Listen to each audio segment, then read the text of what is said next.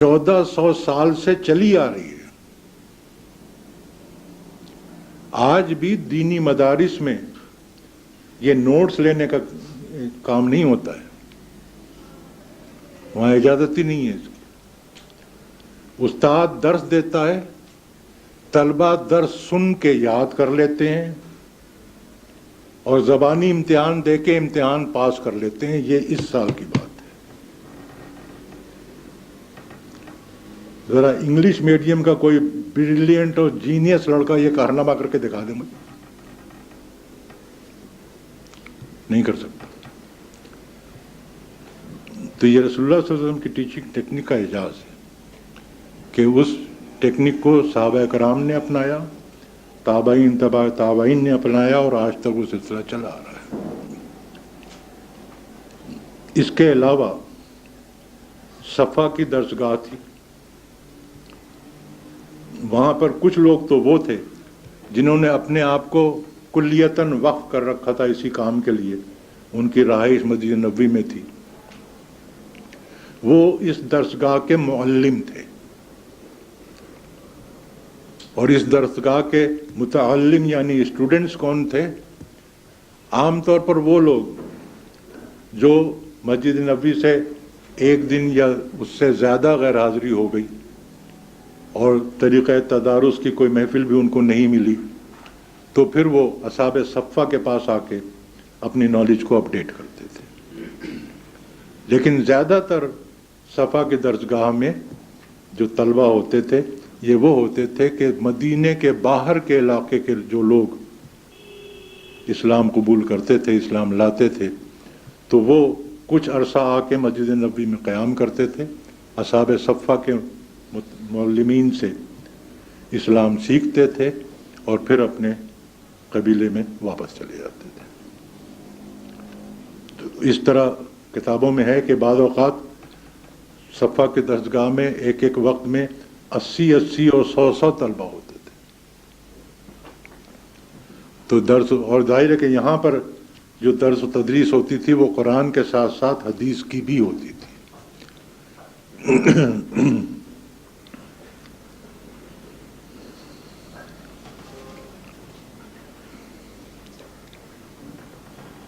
तीसरा सुतून है अमल का।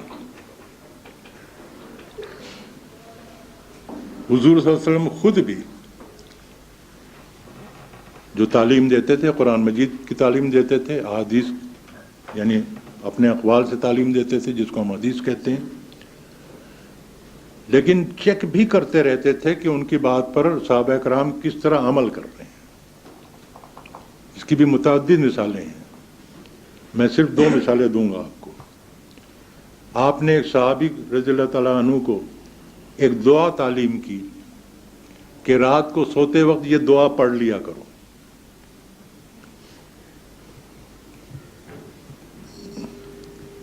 और आजकल के पीरों की तरह नहीं कि तालीम दे के नजराना वसूल करके छुट्टी। तालीम देने के बाद रसूलुल्लाह सल्लल्लाहु अलैहि वसल्लम ने पूछा उनसे, सहाबी से, कि तुमने याद कर लिया है? उनका याद कर लिया। कहा सुनाओ। उन्होंने सुना दी। हम लोगों को ये बातें अजीब लगती हैं, लेकिन ये बिल्कुल इंसानी इस्तेदाद के अंदर की बात है। उन्होंने सुना दी, सिर्फ एक लफ्ज गलत हो गया। नबीयिका की जगह उन्होंने रसूलिका कह दिया। हालांकि मानी के एतबार से कोई ख़ास फ़र्क नहीं है कि तेरा नबी या तेरा रसूल, बात एक ही है। हुज़ूर सल्लल्लाहु अलैहि वसल्लम नबी भी थे, रसूल भी थे, लेकिन आपने फ़ौरन टोक दिया कि रसूलिका नहीं, नबीयिका कहो। मैंने नबीयिका कहा है। तो चेक भी करते थे अमल को। दूसरी मिसाल बड़ी मारूफ है, आप लोगों ने सुनी होगी कि एक मरतबा एक साहबी आए, उन्होंने वो तहियतुल मस्जिद की ताकीद करते थे रसूलुल्लाह सल्लल्लाहु अलैहि वसल्लम के, आओ पहले मस्जिद में तो पहले 2 रकात नफिल पढ़ो, फिर आके मेरे पास बैठो। आए, उन्होंने जल्दी जल्दी 2 रकात नफिल पढ़ी और हुज़ूर सल्लल्लाहु अलैहि वसल्लम के पास तशरीफ ले आए। आपने फरमाया कि जाओ नमाज पढ़ो, तुमने नमाज पढ़ी ही नहीं। वो फिर गए, पढ़ के जैसे ही आए तो हुज़ूर सल्लल्लाहु अलैहि वसल्लम ने फिर फरमाया कि जाओ, तुमने पढ़ी ही नहीं। جب تیسری دفعہ بھی یہی ہوا تو انہوں نے کہا کہ حضور مجھے بتائیں تو مسئلہ کیا ہے, میں کیا غلطی کر رہا ہوں. تو آپ نے تعدیل ارکان کی تعلیم دی. اب ظاہر ہے کہ نماز تو وہ اسی طرح پڑھ رہے تھے جس طرح رسول اللہ صلی اللہ علیہ وسلم نے ان کو سکھائی تھی صحابہ کرام, لیکن اس میں صرف تعدیل ارکان نہیں کر رہے تھے. اتنی باریک بینی سے آبزرویشن رسول اللہ صلی اللہ علیہ وسلم, اس کا کریکشن کیا آپ نے. آپ لوگ تعدیل ارکان سمجھتے ہیں کہ نہیں؟ تو اب یہ دیکھ لیں کہ آج 1400 سال کے بعد بھی کیا صورتحال ہے. ہمارے نمازیوں کی غالب اکثریت تعدیل ارکان کا مطلب نہیں سمجھتی ہے لیکن عمل کرتی ہے. بہت کم فیو ایکسیپشنز ہیں جو نماز پڑھتے ہوئے تعدیل ارکان نہیں کرتے. غالب اکثریت عمل کر لیتی ہے, مطلب نہیں سمجھتی. یہ ہے عمل کی. تو بہرحال حضور صلی اللہ علیہ وسلم خود بھی چیک کرتے تھے اور صحابہ کرام بھی ایک دوسرے کو چیک کرتے رہتے تھے. جب کسی کے عمل میں کہیں کوئی کمی بیشی نظر آتی تھی تو وہ ایک دوسرے پہ کفر کا فتویٰ نہیں لگاتے تھے بلکہ اصلاح کی کوشش کرتے تھے, اور اکثر اوقات رسول اللہ صلی اللہ علیہ وسلم کے پاس لے جا کے اصلاح کراتے تھے. کل ہم 2 مثالیں دیکھ چکے ہیں. وہ دھاگے والی مثال, ظاہر ہے کہ کسی صحابی نے کے علم میں بات آئی ہوگی تو انہوں نے رسول اللہ صلی اللہ علیہ وسلم کو بلایا, پھر انہوں نے بلا کے ان کو کریکشن کیا ہے. تیمم والی مثال, ظاہر انہوں نے دیکھا تھا کہ غلط کر رہے ہیں تو وہ رسول اللہ صلی اللہ علیہ وسلم کے پاس لے گئے تھے. تو صحابہ کرام بھی عمل کو جو ہے وہ چیک کرتے رہتے تھے. اس طرح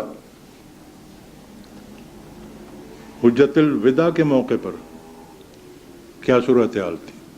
صحابہ کرام کی تعداد میدان عرفات میں جو تھے وہ 1 لاکھ سے زیادہ بتائی جاتی ہے, اور ظاہر ہے کہ کچھ صحابہ کرام ایسے بھی رہے ہوں گے جو اس سال حج پر نہیں آ سکے ہوں گے, تو ان کو بھی شامل کر لیا جائے تو صحابہ کرام کی تعداد جو ہے وہ اور کچھ نہیں تو 1.5 لاکھ سے تجاوز تو یقیناً کر جاتی ہے. یہ وہ تمام لوگ ہیں جنہوں نے احادیث کو یاد کیا تھا اور اس پر عمل کیا تھا. جن صحابہ کرام نے احادیث کو یاد کیا ہے اور دوسروں تک پہنچایا ہے, یعنی درس و تدریس کی خدمت سر انجام دی ہے, ان کی تعداد 11,000 سے زیادہ ہے. یعنی 1.5 لاکھ کے قریب صحابہ کرام میں سے 11,000 صحابہ کرام ایسے تھے جو احادیث کو جنہوں نے نہ صرف حفظ کیا بلکہ دوسروں تک پہنچایا اور درس و تدریس کی خدمات سر انجام دیں. تو کون کہتا ہے کہ احادیث غیر معتبر ہے یا اس کی حفاظت کے لیے کوئی کام نہیں ہوا ہے؟ مسئلہ تو یعنی یہ تمام چیزیں لوگ بالکل اگنور کر دیتے ہیں اور صرف کتابت کو لا کے سامنے رکھ دیتے ہیں کہ گویا کتابت نہیں ہوئی تو کوئی کام ہی نہیں ہوا. اور یہ کل میں آپ کو اسی لیے میں نے اتنی تفصیل سے بتایا تھا کہ اصل چیز جو ہے وہ کتابت نہیں ہے, اصل چیز جو ہے وہ حفظ ہے. بہرحال ہم کتابت کو بھی دیکھ لیتے ہیں, لیکن مسئلہ وہی ہے, کتابت کو دیکھنے کے لیے کچھ بت توڑنے پڑیں گے. ایک بت تو کل ہم توڑ چکے کہ اصل اعتبار کتابت کا نہیں ہے, اصل اعتبار حفظ کا ہے. دوسرا مسئلہ, زمانہ جاہلیت کا مطلب ہم یہ لیتے ہیں کہ اسلام سے پہلے جو عرب کا زمانہ تھا اس میں لوگ لکھنا پڑھنا نہیں جانتے تھے. قرآن مجید نے جاہلیت کا لفظ اس سینس میں استعمال نہیں کیا ہے, اور نہ احادیث میں جاہلیت کا لفظ یا اس زمانے کو جاہلیت کا زمانہ اس سینس میں نہیں کہا گیا. قرآن مجید میں اور احادیث میں جاہلیت کا جو اصل سینس ہے وہ یہ ہے کہ اسلام سے پہلے عرب کے لوگ غلط نظریات اور غلط عقائد رکھتے تھے اور غلط اعمال کرتے تھے وہ ظاہر